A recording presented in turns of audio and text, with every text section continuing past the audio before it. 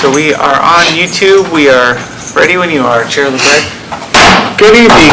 Calling the City of Seward Historic Preservation Commission meeting to order here at the City Council Chambers at 410 Adams Street at exactly 6:10 p.m. We need a call to order, please. I think you just So did. we're good. Okay, we don't need to do anything. All right, so let's do a Pledge of Allegiance. Can we get a Pledge of Allegiance? Oh, Commissioner Ward, would you do that? I would do that. Thank you so much. I pledge allegiance to the flag of the United States of America and to the republic for which it stands, one nation, under God, indivisible, with liberty and justice for all. Thank you so much. Appreciate that. Now we need a roll call. That's what I was referring to earlier. It's been a long day. City Clerk, could you do that for us, please? Roll call for tonight's meeting. Ward? Here? Walker? Here. LeMaster? Here. Matchlin? Here. Benoit is excused. And Chair LeBret? I am here. Thank you. Okay, you have a quorum. Thank you very much. Let's proceed. Can we look for any citizen comments on any subjects? Is there anyone who has signed in for an opportunity to speak? Nobody is signed in. Great, thank you very much for that. We need an approval of our agenda and the consent agenda. I move that we approve the agenda and the consent agenda. Second. All right. All in favor? Aye. We don't Any discussion? need a roll call vote? Calling for the approval of tonight's agenda and consent agenda. Walker? Yes. Ward? Yes. Matchlin? Yes. LeMaster? Yes. And Chair LeBret. Yes. Your agenda and consent agenda have been approved, and on the consent agenda were the January 30th, 2025 Historic Preservation Commission meeting minutes. Thank you very much. Item number 6, special orders, presentations, and reports. Under proclamations and awards, we have the Seward Historic Register Plaque Awards, which are being awarded to Urbach, Standard Oil House, and also Alaska's Point of View. We believe that we may not have folks here just for various inability to attend tonight. They're very excited but not able to attend tonight, so we may be pushing that to another meeting, unless they show up during this meeting. But to give some context to that, we do give out awards whenever possible for our Seward Historic Register. So there's the National Register, but there's also a Seward Historic Register, which are the nice plaques, the nice, you can see right there. Museum Creator Stacy has one right here. They're the beautiful brass plaques, and we have 3 of those that are ready to award. You want me to go through the awards? I would love for you to. First, we're honoring Urbach's Clothiers, originally established in 1915 and rebuilt in 1942 after a devastating fire. For over a century, it's been a beloved family-run business and an anchor in Seward's downtown. Susie Urbach, Dorothy's daughter, will be receiving the plaque, and it recognizes the Urbach's place on the Seward Historic Register. The second award is for the Standard Oil Manager's House, constructed around 1916. This home is a tangible connection to Seward's early industrial history and reflects the architectural style and residential life of that era. We're proud to present this plaque to Don Clary and Judy Besh, who have preserved this significant piece of our community's story. And lastly, we honor the Quonset huts at Alaska Point of View. Built during World War II, around 1942 through 1945, these rare structures reflect wartime ingenuity and have been lovingly restored and repurposed for today. Through Deborah Hoffmeister, though Deborah Hoffmeister could not be here tonight, we recognize her stewardship and will see that her plaque is delivered. These awards celebrate not just the buildings, but the people who care for them, who keep Seward's stories alive through thoughtful preservation. Congratulations to all our honorees, and thank you for being guardians of our history. And hopefully we can get the plaques to them in person. Either we'll have them delivered, or hopefully they can come and get awarded at our next meeting. Vice Chair Ward, thank you so much for that. Exciting, and hopefully we will get those done at the next meeting. All right, so let's take care of that. There's no proclamation for that tonight, but thank you for reading that out for us. Do we have a city administration report?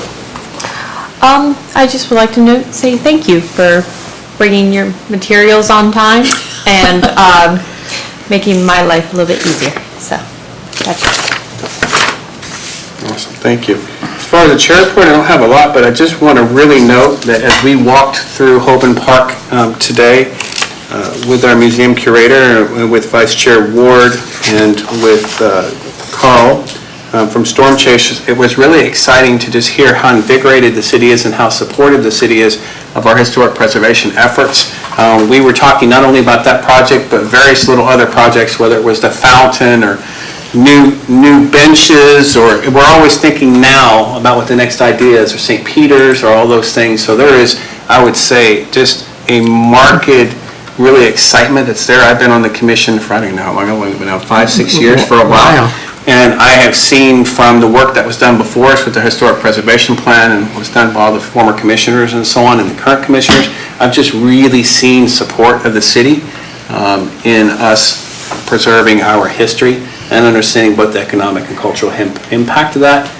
We really are hand in hand working together, and I would just say that that's very exciting. It's the first meeting we've been back since summertime. We have 4 meetings over the course of the year. Anyone's interested and wants to learn about our charter and why we're here, you can certainly look online. You can also note that we do have 1 vacancy currently.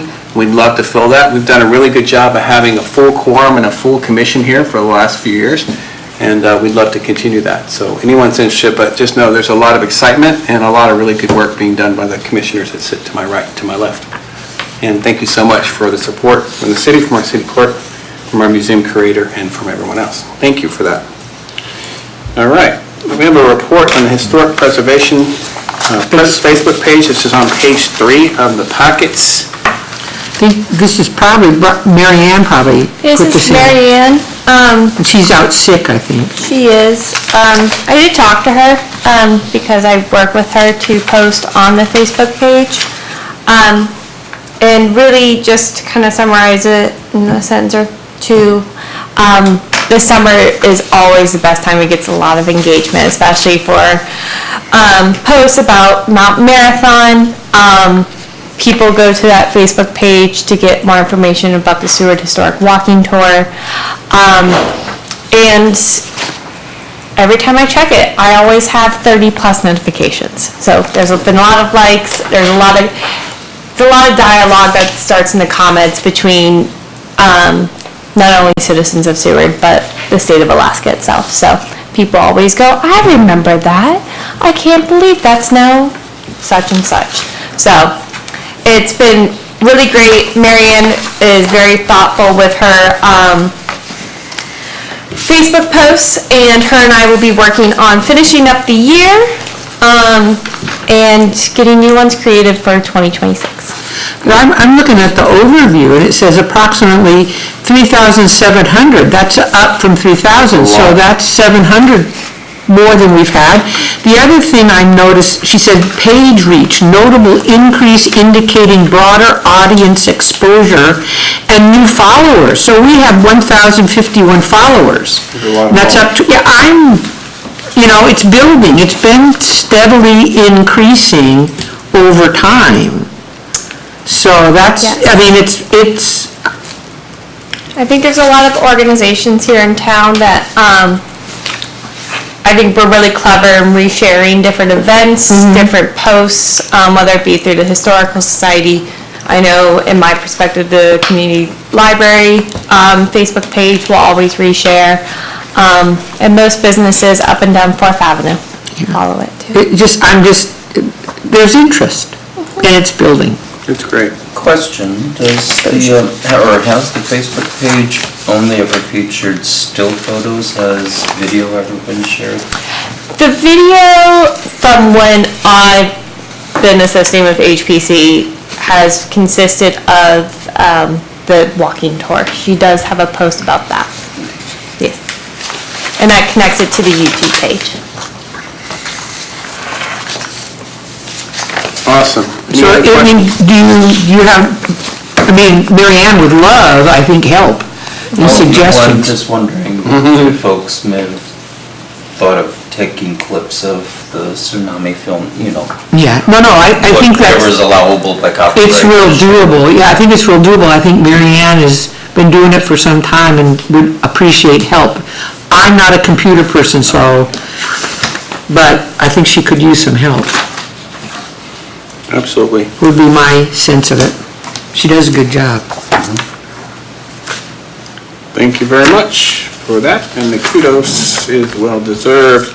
I don't believe we have any special presentations this evening that I'm aware of. So item number 7 is our minutes of the preceding meeting. It's a consent agenda. Do we need to approve those? Since we already approved, we don't need to do that, correct? That is correct. All right. Under unfinished business, moving on to page 2, this is item number 8. We have Hoben Park updates. If I could lean on Ms. Stacy, our curator, to maybe summarize what we talked about in the work session. Hoben Park's gonna look beautiful. Yes, so during the work session, we discussed, our recent meeting today with Carl from Storm Chasers. He's very enthusiastic about, not only concrete walls. More about concrete walls than I ever More thought. about concrete walls.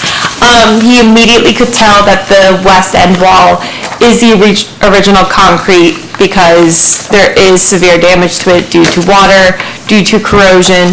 We did notice where the original iron still sits, the fence was just cut off. There's corrosion. There's corrosion inside the concrete as well.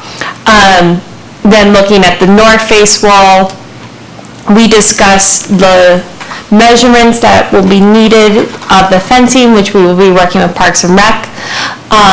We discussed the random opening that needs a staircase and a potential railing, and also how far that fencing will go so we do not intrude on property of the sewer depot. So a lot of great discussions there. I also had a discussion with Mel from Parks and Rec, and they've already planted lilac bushes. They're getting more donations for rose bushes and lilac bushes. They are seeking a new bench that is potentially going to be donated, and also a dome to protect the piping of the fountain. Yes. Awesome. May I ask you again for the brief history, for those who haven't heard it before, of Hoben Park and what we're proposing to do? Yes. So Hoben Park was placed on the National Register of Historic Places in 1979. The period of its historical significance is from 1924 well into the 1940s. It's named after Harry Hoben, who was the mayor of Seward, but also many other things. And it was built for President Harding's visit to Seward, Alaska, to honor and recognize the establishment of the Alaska Railroad. Hoben Park, we were discussing earlier that historically the dock led into a boardwalk that led immediately into 4th Avenue, and there was a plot of grass there that was beautified for President Harding's visit, because that's where, as we can now know, where the Seward Railroad Depot is. Directly next to it, there were trees. It was not only called Hoben Park, but it was also called Arcade Park. It was called Ladies Park because the ladies would like to hang out there and have tea, or something else maybe. But all come together during Hoben, for Hoben Park on Sundays. Who knows what they had? But there's a beautiful photos. I highly recommend checking Historical Society's website. You can see photos of women in these beautiful 1930s dresses, sitting on benches. You can see all the original wooden lattices, and the bushes, and it was bordered by trees. It was a real pretty place. Exactly, and we're making it pretty. It must have been quite the social place. Yes. And a place you would come to relax and look over the water, walk along the docks, I would imagine. And as it still is today, in 2025. Yeah, well, that's a little later. See, 1930s, you didn't need skirt lifters. It's too late. All right, thank you for that very much. We're very excited about this project to be completed by September 2026.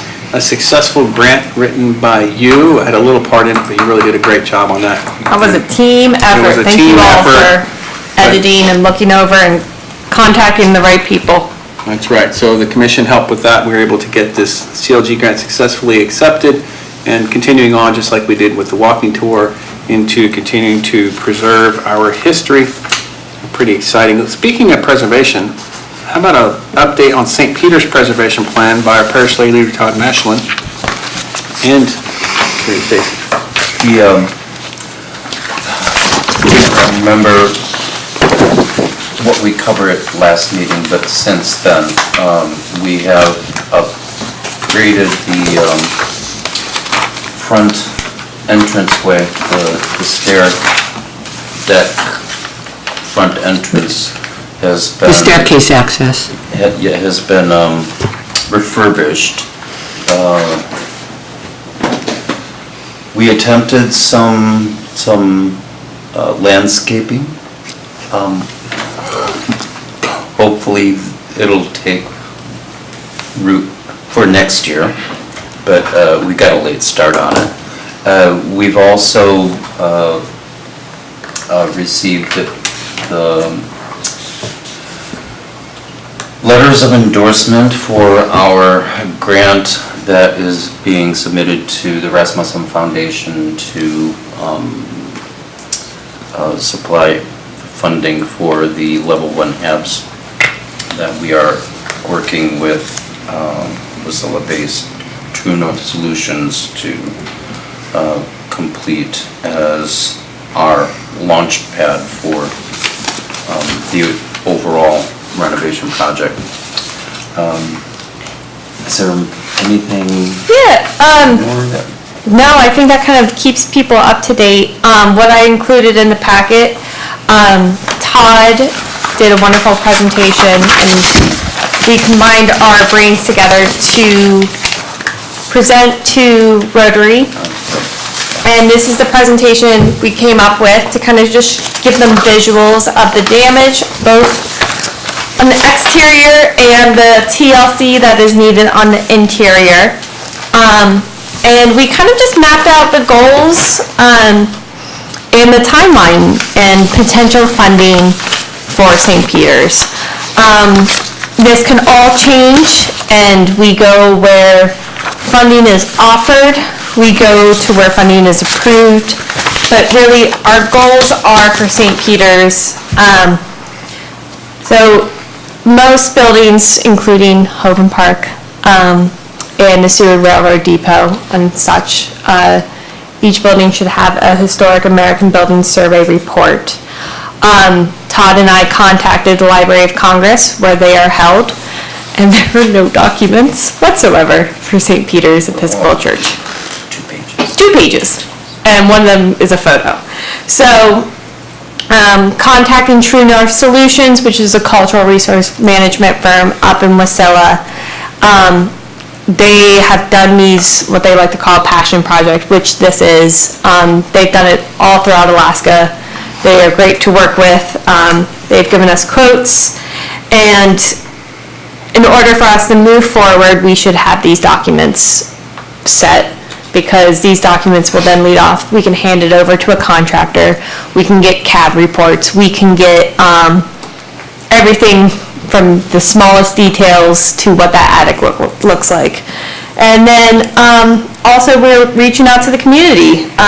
Todd has great visions as the leader of St. Peter's to add a greenhouse, restore the interior undercroft, establish a tourist season docent program by working with the library and the museum and the Historical Society.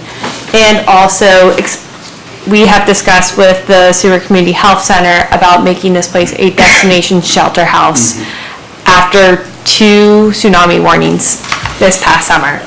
And then long-term maintenance, security alarms, guttering systems, we have discussed a lot and have shared with community members our potential timeline.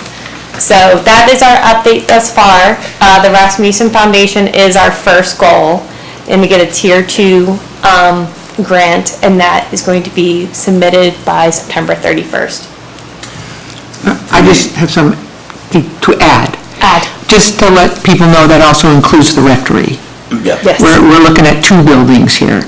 The other thing that I would like to throw some compliments to Todd is that, nobody's going in that building if the door isn't open. So the door has been open. We had 3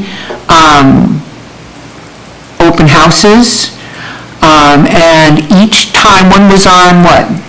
They've all been on holidays, Right. Memorial Day, 4th of July, and then Labor Day. But increasingly visited. So it kept the doors open and tourists walked by.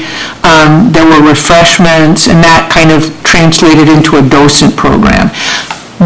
A lot of people are very, very interested in the Reredos, the painting in the building. But I do want to, it's not going to, if the door's closed, people aren't going in. And by having that door open, Todd has succeeded in getting quite a lot of interest in the building. You had a wedding there, there was a baptism, so it's starting, the door is open and people are noticing. Yeah, so we should note that the purpose of it was to be a church for the community, and that's what it is. Again, it's not just a historic building. Right, it's not a historic building. It's a building that's remains. actively a place of worship. And I was just going to say, the bishop came down, we had a celebration for the 25-year, the start of the 25-year anniversary of the Reredos. Yeah. Year anniversary. And 100-year anniversary, and the bishop was down, so we're getting a lot of support. We've had several of the diocese staff come down. The historian came down in May. So the church is actively participating as well. They own the building. So their participation is very important. It's exciting because I think of the time that we've been on the commission, all of us, that we've talked about it and talked about doing something, and there's something being done. So that's pretty darn exciting. So good job, guys. Well done. Well done. And good job also, and I see that you're reaching out to Rasmussen. Rasmussen, like many of the funders, like to see what your next steps are for who else might participate. And seeing that you have not only the CLG grant, but then the Episcopal Diocese submitting National Preservation Trust Fund, these are things that will be important as you seek funding, that you have a partnership from numerous sources. So well done. Pretty exciting. Thank you everybody who's been supporting. All right. Okay, other new business, enhancing the historic walking tour. Do you mind taking this, Jen? That one I don't... That's Mary Ann. Yeah, I kind of thought that would be Mary Ann. She is not here, but let's go through page 22 of our packet. And I did read it, and so basically what it's proposing by Commissioner Benoit was that we enriched the existing historic walking tour with 26 signs that we have, which any of you know have QR codes, so you can link right back to the webpage, the Historic Preservation webpage, and you can get all kinds of interesting information by walking around town and doing this tour, by going by either the chamber or by the library and grabbing a map and all these good things. But we're talking about enriching it by creating audio recordings, which you would go to, bringing Stewart's history to life. And we have a former commissioner, Mr. Pemberton, and so Jim and June Pemberton, both seasoned radio professionals and current volunteers at Seward Station, who would be willing to narrate the main content of each sign with a familiar and engaging touch to the tour. I would suspect that would go right to our webpage, and then you could click on the information and/or listen to the tour. So that's what it says through the city's website. So during the walking tour, you scan the QR code to find it. Could also be added to our Facebook post. That's kind of what you were talking about by having Mr. Mashlin, about having a kind of a live Facebook post, right? Having some activity with it. Looking ahead, this could lay the groundwork for a comprehensive audio walking tour. Additionally, local radio stations expressed interest featuring these stories as part of their History Notes series. I think it called it like The Rest of the Story. Is that what it was called? Yeah, originally that we did 1 or 2 test cases. I know that we did my house only because we knew the owner wouldn't object. We screwed it up. But I think that I know June and Jim are just outstanding, and I think it would just, again, enhance the very popular walking tour. I see people stopping by all the time with all the signs in town. You drive around and you see people reading it. So I really think that this would just make it a whole lot better. Absolutely. Broadening the reach of historical narratives, fostering deeper connection between our community. And we could add things. The other thing I think that is that we had to limit some of the information on the signs. I remember when we did the walking tour, we didn't want to focus as much on the building, we wanted to focus on the people, but then because the sign was limited, there was only so much we could put on. But there's a whole lot more that if we could do a walking tour, we could expand on that. We have a lot of interesting folks in our history. We do that. And a lot of interesting architecture. Yeah, so you'd just be able to enhance the tour, I think. The ARI's virtual tours could also be linked Yes. via the same QR codes. Yeah, Alaska Remote Imaging have done a lot. You could always see their vans here in Seward. They're doing a lot of work capturing 3D scans of the town. But the owner is really interested in tapping into historic preservation. He actually even wrote a letter of support for St. Peter's. And I think this would be kind of a great opportunity. Yeah, connect him with Mary Ann or, try to get that Having that QR code so people can then see it just via their in phone. 3D. Yeah, that'd be super cool. It'd be a way for folks, because for example, St. Peter's isn't open all the time. No. And the homes, obviously are Homes. occupied. Yeah. But folks could walk in or as they are viewing the outside, say, oh, that's what it looks like. But you could do some, I would be more than happy to have my inside, need the dust first, but get rid of the dog first. But yeah, it'd be real nice to have it, that people could see a lot of the restoration, because some of the insides have been really, really well done. I know you've done a lot in the cable house. And I would imagine folks have kept photo logs of their restoration Yeah, what it looked like projects. when you strip it all the way back to the And shiplap. and that could all, Absolutely. That's really what they're interested in.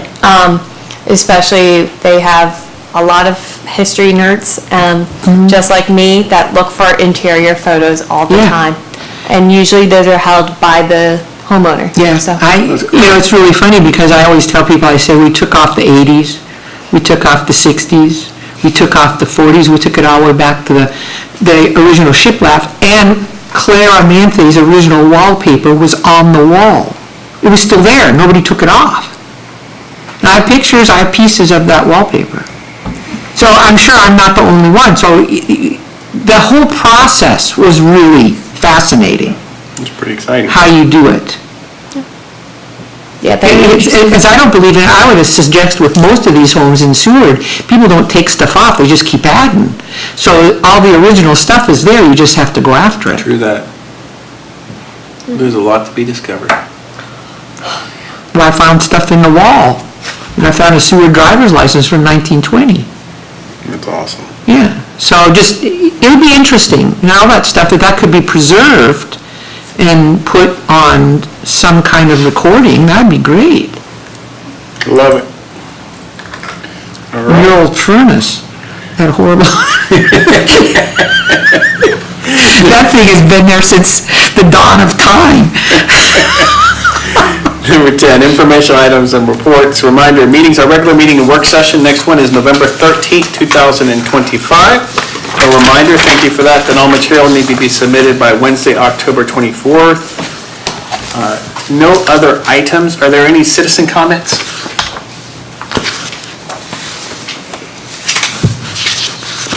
All right, hearing none. Commission and administration comments. Our city clerk, Rick, do you have any comments? Oh, it's great to see the gang back together. It's only 4 times a year, so it's really a little special. So appreciate all the updates from Hoben Park and St. Peter's. Thank you. Commissioner Walker. I just think, yeah, we only meet 4 times a year, but we work in the shadows and we keep pressing forward on preservation. And so, and there's a lot of grant, and I'll tell you, I have to throw a lot of kudos to Ollie. You're becoming a magnificent grant writer. So kudos to you, which is not an easy thing. So there's still a lot of work to be done. I echo that. Great partnership and enthusiasm. Thank you very much for that. I am pleased that we're all back together, as you say. We do have one position that's open. I do want to recognize that Commissioner Erickson, who is not here at this time, did not renew. It was her second time that she was on the commission, and she was a great part of our commission. She is not here, so we do have one spot that is open. I encourage you to let the city clerk know if that's something that you're interested in. It is an exciting and fun commission, and there is a lot of movement of things that are happening. We can use some help. I do very much appreciate my fellow commissioners, and like I said, the support of the administration as well, too. So it is a pleasure and an honor to serve. All right. Yourself, sir, Commissioner Master. Anything to add? No. Mr. Mashlin? Only my apologies for my tardiness. Community choir rehearsals started up this evening, and we had to get through at least And I'm sure once that that choir director wasn't letting you out the door. No, the mayor Todd really can sing. is quite the taskmaster. Yeah, see, he has a wonderful voice. I do have a question, though, and I just want to throw it out there for us to consider. Whenever legislative action or city council action is required to do something such as designate an historic district, those votes, I imagine, would be subject to regular rules of order, meaning that a majority vote would carry the day.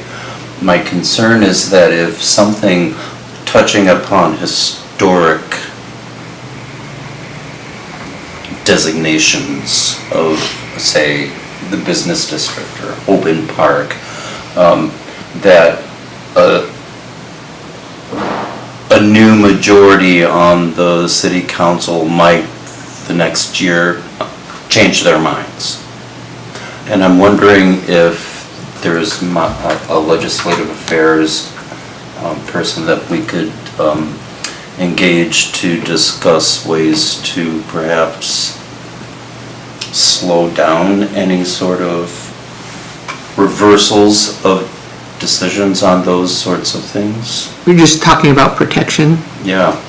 For example, if we were to, if city council were to establish 4th Avenue Business Historic District as a registered historical place, that the next elected city council could reverse that and remove. And I'm wondering if there might be a way to slow down the process. City clerk might be able to shed some light on that, but my experience would be that we would be consulted in some way, planning and zoning would be involved in some way. It would be a long and arduous process, which also result in not only probably public hearings, but also noticed items that are on city council agendas and so on. So I think that there would probably be some involvement. I would guess also that would probably be something we would discuss at one of our meetings, so it would be in a public forum like this. I don't think it would be a quick process. Yeah, It's anything we've tried to do. In fact, we've talked about historic districts before and so on. Right. It was quite the arduous process. Yeah, it's not something that changes real quickly. Well, let me ask this then. How long did it take for the Rainbow Crosswalk to be approved? We'd have to go back. Historically, the first Rainbow Crosswalk in the state of Alaska, historically significant. I might know. That didn't come through us, and it wasn't, it wasn't That through us. wasn't city council either. Those murals are actually approved by community development staff. Really? So, And I think they have to get permission through state of Alaska, like highways or DOT or something like that. Yeah, that's a different, Yeah. But community development sounds like the go-to person. Well, I'm community just, given the climate, I'm just concerned that the decision could reverse. It's already been happening, but because it is historically significant, as I said. Well, that would have to be brought to this committee and the historic documentation, but in reality, I don't think, it may be the first one in Alaska, but it didn't fall into history. You know what I'm saying? It went through DOT, it's a legal thing in terms of what you can put on a crosswalk. So I think it went through the Department of Transportation rather, now if you want to designate it as something historic, then you would probably have to do the footwork and come, you could start here. Yeah. I think that's probably outside of what we normally do. However, I would say that something could probably be researched into our legislative history, since we have everything written, and I know that there was some discussion of that and/or any of the murals at one point in time. Right. I think within the last 5 years, well, obviously within the last 5 years. So I think we would have to start there and see how it came to be, to begin with, and see what the process was. That might answer some of your question. Yeah. And I'm thinking of, not just that, but the murals that are No, around it's town just, that will. yeah, I think those things went through a different process. It wasn't so much the historical process as it was, the Arts Council or Department of Transportation. We were not involved in any of that. We've not been involved in any of the murals or any of that. But that doesn't mean we can't be. Well, certain of the murals are older than 50 years, aren't they? They would then fall within our purview. I think it's something we can talk about in a Yeah, I future think session that's- for sure. I mean, there is a specific code that we came up with many years ago that said something about any structures that over 50 years are considered to be historic from a, just like the national, not just like the local register that we do. I don't know that we designated a mural or anything else. I think it We was did structures and we did, it was And mostly there's just also a structures. plant register and everything else. Yeah. So it's something that we could discuss as a future. I think that, Yeah. yeah, As and, I said, I'd just like to Yeah. throw it out there just because, yeah.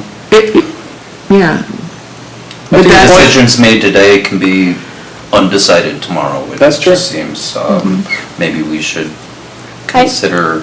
I think something just what we can do individually in the meantime, because like you guys said, it is a super long process, is just, like turning to making the community aware that we're here. Facebook wise, keeping the doors open. Also, just another consideration, I think one of the posts that Marianne and I had was people don't know that we have a historic preservation plan. Getting community input and see if we need to address that in future down the road. So, temporary solution, not actually a solution, but something that we can do between September and November. I don't think it was community development, though. I think you're right. I think that would be the place to start. Yeah. If I remember correctly from when the discussion came up, there was overall discussion of murals, it was a few years ago. And I think community development was the one that was involved. I think we at one point might have had a city official here who was involved with that as well as community development, and that they just came and presented to all the commissions. I think that was our level of involvement. But I think that would be a place to start, for sure. And if there's a place for us to think about murals as being part of that, then that's something to talk about, for sure. Preservation, yeah. Absolutely. Because we have all of those murals. Mural Absolutely. Society and Arts Council. Yeah. Come to the museum, I had meetings with them. There you go. Yeah. All right, thank you for that. Anything else? No. Thank you for bringing that up. Anything Ms. for you? Stacy, anything from you, from the administration? Well, so Hoben Park started in 1924. You're going to say that in your sleep. I probably will. No, but thank you, everybody. Like I said, I always love working with you all, and I like seeing you all. Well, we did a really good job with the walking tour, and I think Hoben Park, whenever I mention it, people are pretty excited. Absolutely. Because it's a park that I think everybody knows it's there, but it's been kind of neglected over time, and it's slowly coming back. And so if we can, it's going to be something like the walking tour where people are going to see that we actually did something. I noted that the water fountain now actually has fountaining water. Right. When did that And- happen? It used to go 8 feet. Yeah, we don't have that discussion. But that is the original fountain, which I know was floating around in two parts. I've seen it a couple years ago. I saw it sitting on a balcony somewhere. Pretty exciting. And someone this just commission- decided to turn on the spigot? Well, they put it back together. Put it back together. Again, this is where we've had so much support from the city. The city has just been outstanding with this kind of stuff. And this stuff has been kind of floating around, and the city has just been unbelievably good and supportive of returning the fun parts of Seward and what makes Seward really fun, history. Thank you, everyone. May I have a motion to adjourn? I so move. Second. All right. This meeting is closed at 6:50 PM. Thank you, everyone.